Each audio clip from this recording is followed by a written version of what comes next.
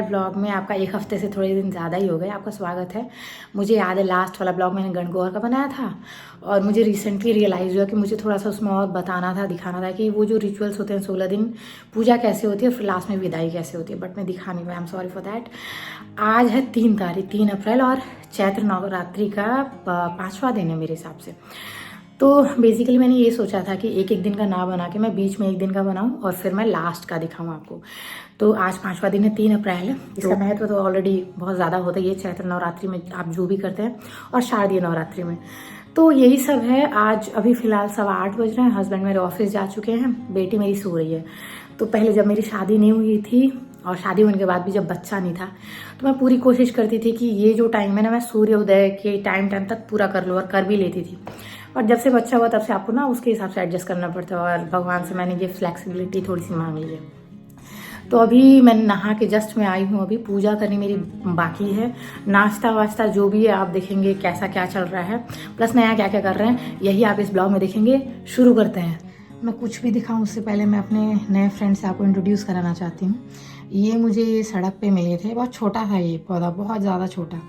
उस टाइम भी मेरे पास फ़ोटो तो नहीं है, तो मैंने इसको इसमें पॉट में लगाया और मैं इसको रोज़ मतलब अफेक्शन शो करती हूँ अपने तरीके से, और मैं देख रही हूँ ये कैसे ग्रो करता है। आई होप इसमें एक दिन फूल आएंगे। तो इस पौधे को ना धूप भी चाहिए होता है, हालांकि ये ज़्यादातर टाइम घर में रहता है, बट अभी धूप है तो मैं 2 बजे तक खिड़की के पास रखती हूँ, फिर मैं वापस इसको अंदर रख लेती हूँ।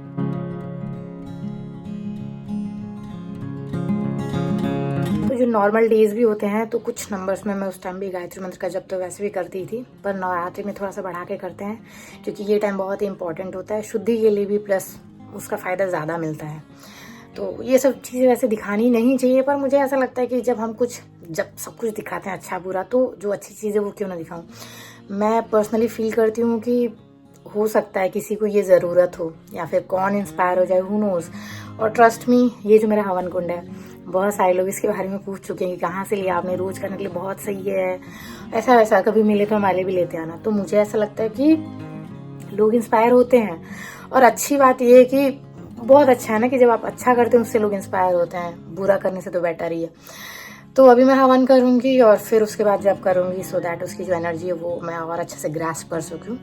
तो सुबह का टाइम बहुत कम होता है, तो उस टाइम तो मैं थोड़ा ही सा मतलब जब कर पाती हूँ, बीच में मैं कवर कर लेती हूँ दोपहर में। तो यप, अभी करेंगे हवन।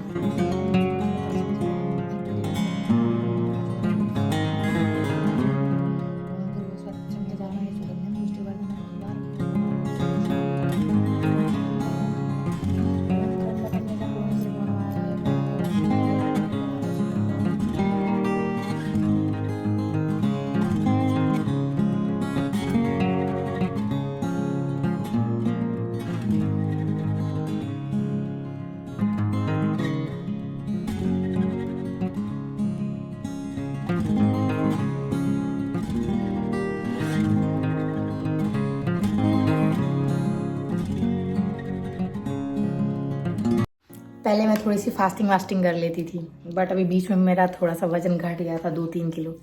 तो मेरी मदर और यहाँ भी कुछ लोग मतलब ऐसे, क्या हो गया गुड्डा, इतनी वीक क्यों हो रही है, रुक जाओ वीडियो बना रही हूँ। तो देवर लाइक कि क्या हो गया, वजन क्यों कम हो रहा है, ऐसे ऐसे। तो अब मैं थोड़ा सा ध्यान दे रही हूँ, तो मैं फास्ट भी थोड़ा सा मैंने कम कर रखा है। पर ये है कि आई टू मेक श्योर कि जो मेरा डाइट हो अभी वो बिल्कुल सात्विक हो, नो लहसुन प्याज। और अच्छी बात यह है कि मेरे हस्बैंड को भी पता नहीं चलता। फिलहाल यही है, नाश्ता कर रहे हैं, मेरी बेटी जो है वो भी जग गई है। मिलते हैं नाश्ते के बाद।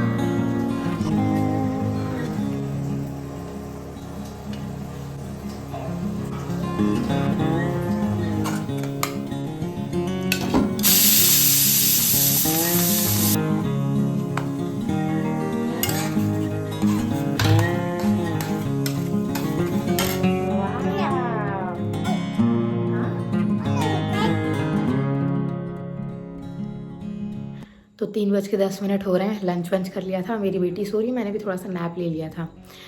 जब तक वो सो रही है तब तक मैं करूँगी अपना थोड़ा सा जब पूरा। 4 बजे से भजन है, मतलब ये पूरे 9 दिन ना लोग अपने अपने घर में अपनी सहूलियत के हिसाब से भजन रख रहे हैं। तो आज A87 में उषा आंटी के यहाँ भजन है।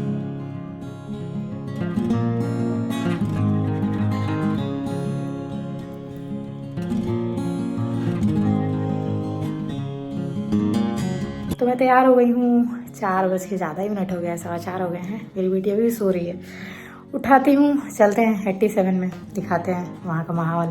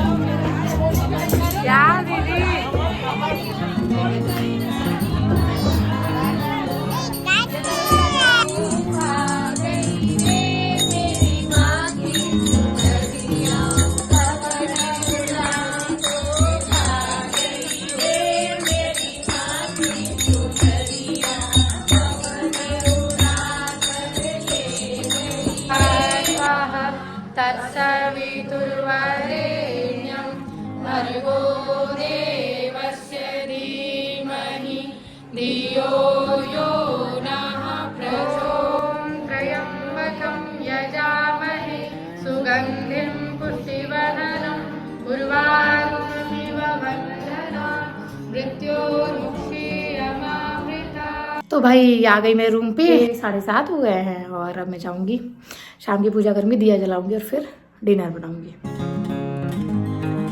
तो वीडियो ये खत्म हो उससे पहले मैं ये शेयर करना चाहती थी कि बेसिकली इस ब्लॉग का मोटो तो ये था कि मैं ये दिखाऊं कि हम लोग नया क्या कर रहे हैं इस बार, हमेशा से जो करते हैं उससे अलग। तो भजन तो हमेशा वैसे भी चलता ही रहता था हमारा। इस बार हम नया ये कर रहे थे कि भजन के साथ साथ हमने मंत्र को भी उसमें जगह दी। तो गायत्री मंत्र प्लस महामृत्युंजय मंत्र हमने इसमें ऐड किया। हम कर रहे हैं 9 दिन से और मुझे ऐसा पर्सनली मैं तो बिलीव करती हूँ कि ठीक है, मैं अपने लेवल पे जो कर रही थी वो तो मेरे लिए था ही, बट हमारी रिस्पॉन्सिबिलिटी ये भी बनती है कि हम जिस समाज में रहते हैं, जिस माहौल में रहते हैं, हम उसके लिए भी अच्छा करें, अपने सिर्फ स्तर तक ना सीमित रह जाएं। तो अभी का टाइम भी बहुत ज़्यादा, वैसे ही आप भी न्यूज़ देख रहे हैं और सारी चीज़ें हो रही हैं, तो मुझे ऐसा लगता है कि इसकी ज़रूरत थी। ये अंदर से मुझे आया कि ऐसा होना चाहिए, तो फिर हो रहा है ये और हम कर भी रहे हैं। और मेरा ऐसा मानना है कि ये बहुत ही ज़्यादा पॉजिटिव इम्पैक्ट लेकर आएगा हमारे जीवन में भी। तो यही दिखाना था मुझे इस ब्लॉग में। आपने इसको यहाँ तक देखा हमेशा की तरह, जैसा मैं बोलती हूँ। बहुत बहुत धन्यवाद, मिलेंगे नए ब्लॉग में। Thank you so much for watching again. Thank you, bye bye.